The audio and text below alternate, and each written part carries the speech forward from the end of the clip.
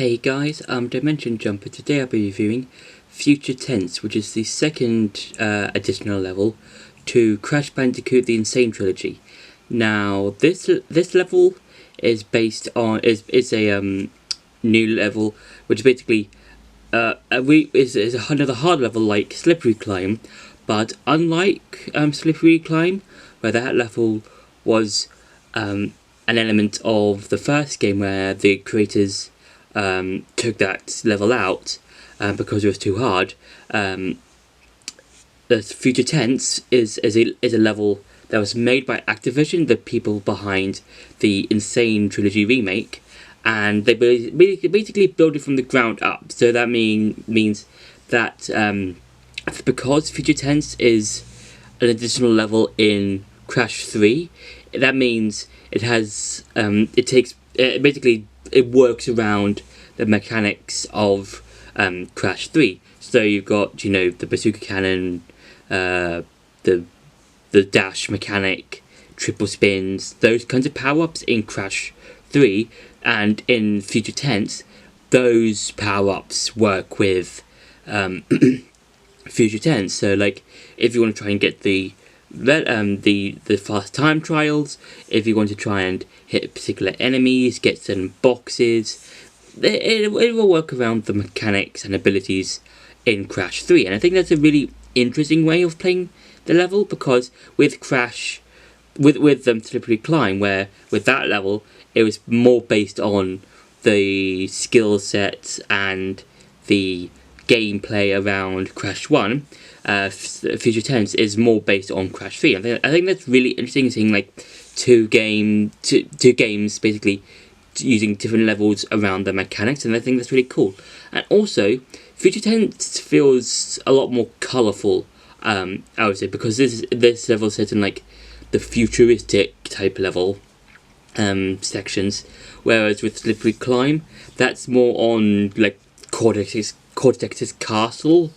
When you get to Cortex's castle towards the end of Crash 1, and yeah, you can clearly see they're basically like night and day in terms of colours and stuff and variety of enemies, because with Slippery Climb it was just it was either prisoners, giant vulture things, and scientists, whereas with Future Tense you've got scientists in UFOs, you've got these sort of laser beam things going around different parts of the stage, and you've got these giant robot things, as well as these sort of spiky shell things. And that's a really interesting way of interacting with the enemies, because like you have to think, okay, how am I going to get past this particular enemy, and then once I do, then how do I get past this particular enemy later on the level. And that's really fun. And also, you can also do the Crash thing, the time trial relic, which you can do in this game. And again, it's all based on the abilities that you get from defeating the bosses in the game. So if you want to try and get the golden relics or the platinum relics, it's all up to you. And now it's time for some gameplay. Now, like with Stormy Ascent, you can access Future Tense around the main area of the game, and also, like with a majority of the other levels in Crash 3, you can basically access the Future Tense with one of the buttons. And yeah, and again with Stormy Ascent, it begins off fairly well, I would say, and then as it gets further and further into the level, it does start to get a bit more difficult.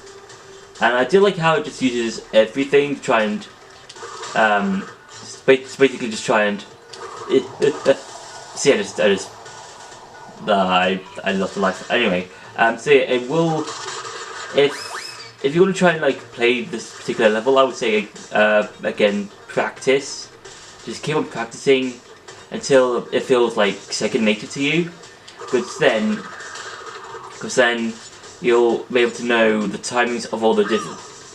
I just mistyped that one. So you know all the different timings of the enemies, all the different types of the different obstacles, and also I do like how you can just use like all the different power-ups. Yeah, just to your advantage. So I think that's cool.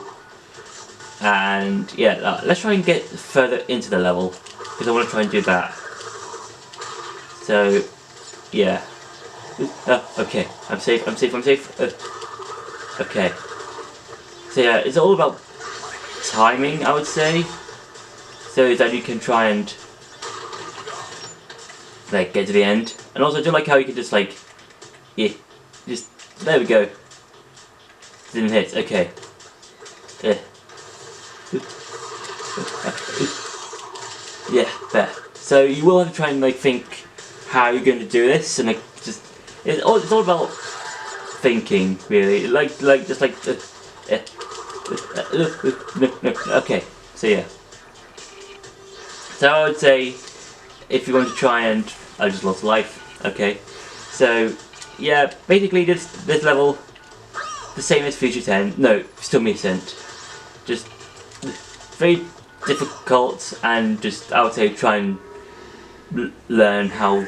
Basically, to try and practice. So yeah, that's been it for the gameplay. Now it's time to go back to the review. So I would say that Future Tense is a fine level. I think it's quite interesting. I think it's as a new optional hard level, it's quite fun, and it's like one of those levels that is really challenging. And if you want to try and do the time trial relics, for Future Tense, I would say try and practice with the stage, just so that all of the enemies and the stage itself become second nature to you, just so that you can figure out, okay, this enemy is going to fire at this time, or these enemies are going to appear at this time. Something like that. And that'll be something, I think that'll be it if you want to try and do the time trial relics and stuff like that, and use all the different items and power-ups you get along the main adventure of Crash 3.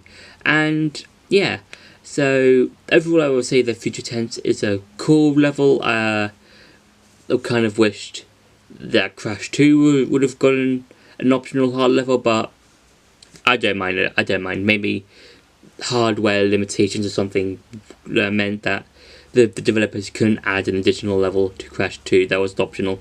Maybe, I don't know. I really don't mind all that much, but yeah. So that's been my review for Future Tense. I hope you enjoyed this video. Don't forget to like, share and subscribe, and I'll see you in the next video.